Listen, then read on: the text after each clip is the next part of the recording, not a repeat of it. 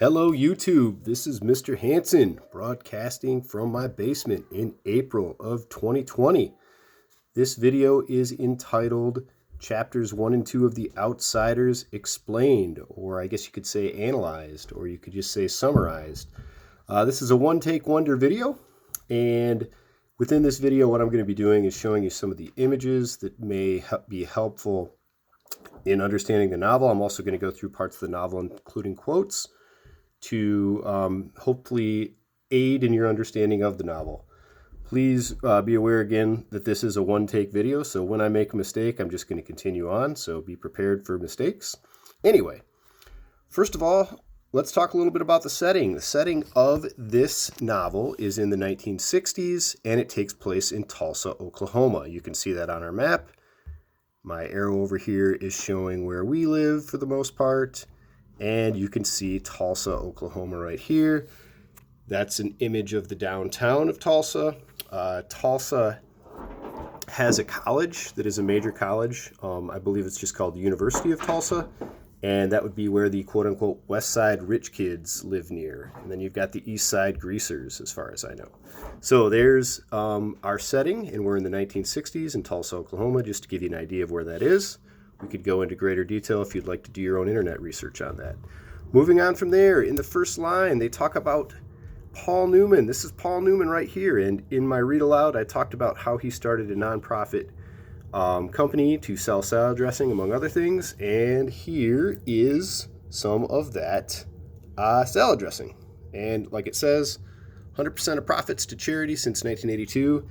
They've donated to some good causes, and if you have a good cause, I'm sure you could contact the Paul Newman Corporation, or whatever it's called, with the formal letter and ask them for some money for a good cause if you needed to. Going from there, there's a reference to a Corvair. That's the vehicle that drives around before they beat up, before Ponyboy gets beat up. That's what a Corvair looks like. That's a pretty sweet car if you ask me. And then there's also a reference to Will Rogers. This is who Two-Bit, so the character Two-Bit is referenced as being reminiscent of Will Rogers, specifically with his smile, and that's who Will Rogers was. He was, I don't know much about Will Rogers. I don't want to tell you false information about him. I know that he was an actor or a radio personality, and let's see, what else did I have on here before we go into the reading of it? The Blue Mustang. Here's a Blue Mustang, and the Mustang was made by Ford Company out of Detroit. It was actually considered a family vehicle, oddly enough. You can fit a lot of people in those, but it had a huge engine. I know this because my brother is a master mechanic, and he's taught me more about cars than I would ever teach myself, which is pretty cool. Anyway, let's go into the novel itself. I'm going to change the camera. Again, this is a very low-budget production. Thanks for bearing with me. And I'm going to flip this up so we can go through some of the quotes from those first two chapters and hopefully explain what's going on in the book, as well as some of the literary elements in the book. All right, so we are in position now. And the first thing that is mentioned in here as far as a literary element is called an allusion, not an illusion like a magician, but an allusion as in you are alluding to something in pop culture. And there's an allusion to Paul Newman in the first paragraph on the first page. And from there, it talks about how Ponyboy is walking home from the movie. He loaned it, meaning he's going by himself. And here's where, on page 3, the Socs are kind of described. And they're described as having editorials in the paper for being awful people at once, a public disgrace that would be, and then assets to society, as in great people the next. So they get a lot of attention in the paper. And as our narrator goes through, Ponyboy says, I'm not saying that either Socs or greasers are better. That's just the way things are. So as a narrator, Ponyboy is being observant and explaining what he sees more than just giving his opinion on everything so much. Okay, we talked a little about the Corvair pulled up beside him. That was the red vehicle from the beginning of the video. The Madras shirt, I forgot to show you an image of that. You can look that up if you'd like to. It's basically a fancy shirt. And Ponyboy gets beat up by the Socs. Dari and a bunch of other people come, and we are introduced to Dari. Dari's always rough with me without meaning to be. That's his oldest brother, and his character is introduced.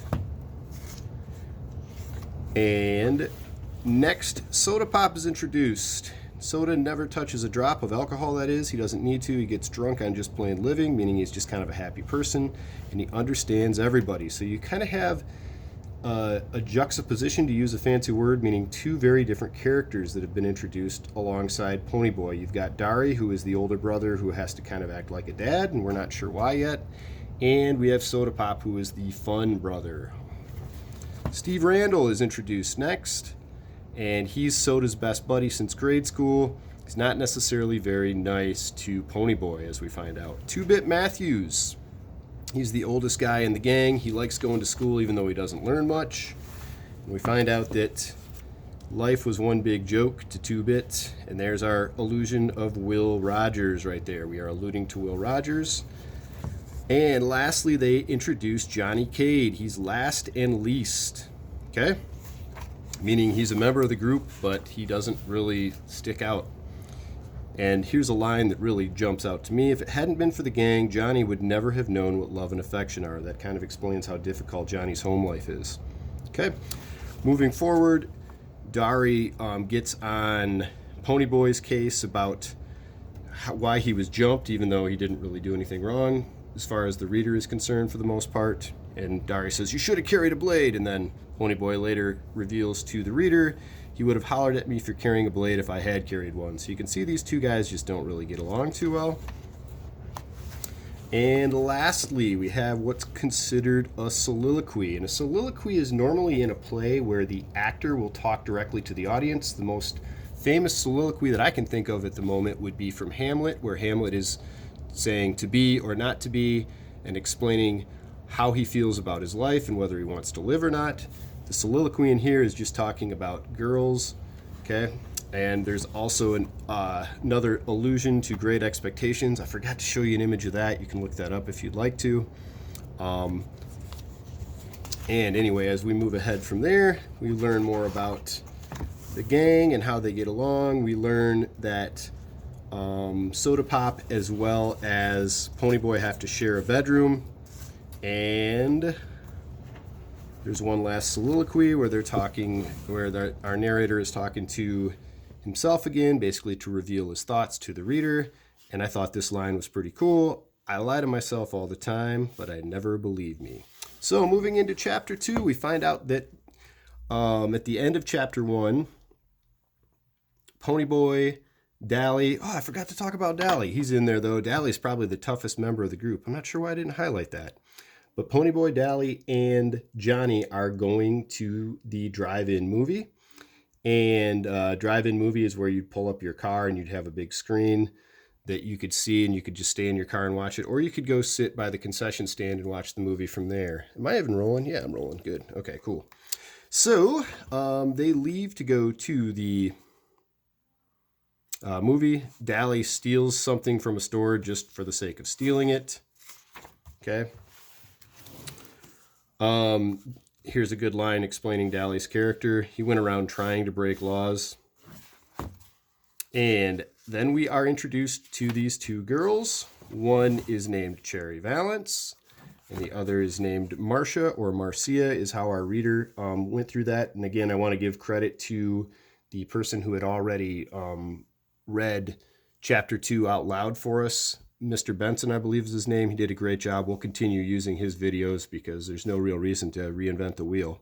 Anyway, so here's some more quotes from here. I've told you I can't stand it that Soda dropped out. We find out more about how Ponyboy feels about his brother. And the guys are talking to the girl, and Dally comes up and says some rude things to the girls. And oddly enough, Johnny has enough guts to tell Dally to stop being rude. And from here, we move on from here to find out more about the interaction between the Greasers and the Socs. Cherry and Ponyboy are discussing different things. Ponyboy, that is. Okay. And then they talk about how there's going to be a fight eventually between Dally and this guy named Curly Shepherd. He comes up later in the book. They talk about the rules for fighting, okay? Okay, a fair fight isn't rough because they're just going to beat each other up, according to Dallas, and it's not that big a deal.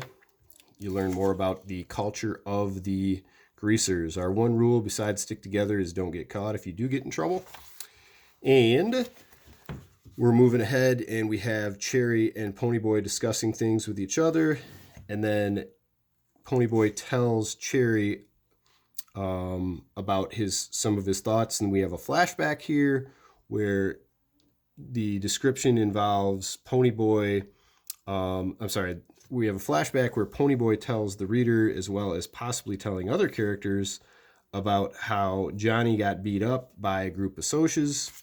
That's considered a flashback. It's given away right there where it says it was almost 4 months ago. And there's our reference to the blue Mustang. And we go through things and they're still talking to each other. Okay. And last but not least, our chapter ends with Ponyboy thinking about his life compared to the life of a Soc in general. And within that, he's saying, man, thought if I had worries like that, I'd consider myself lucky. And those worries include having good grades, nice cars, girls to go out with, Madras shirts and Mustangs and Corvairs. So he's seeing all this material wealth and he's comparing himself to that. So that was kind of a brief explanation of what was going on in the book itself. If you have any questions, feel free to leave those in the comments. I feel like I did an okay job of explaining things, but I didn't do that great of a job. But time is of the essence, and I do want to make sure that I get this posted so that you can use it. I'm going to stop this right at about the 12-minute mark. But yeah, this is The Outsiders, chapters 1 and 2 explained. Please check this out. And I'm just going to end it right here.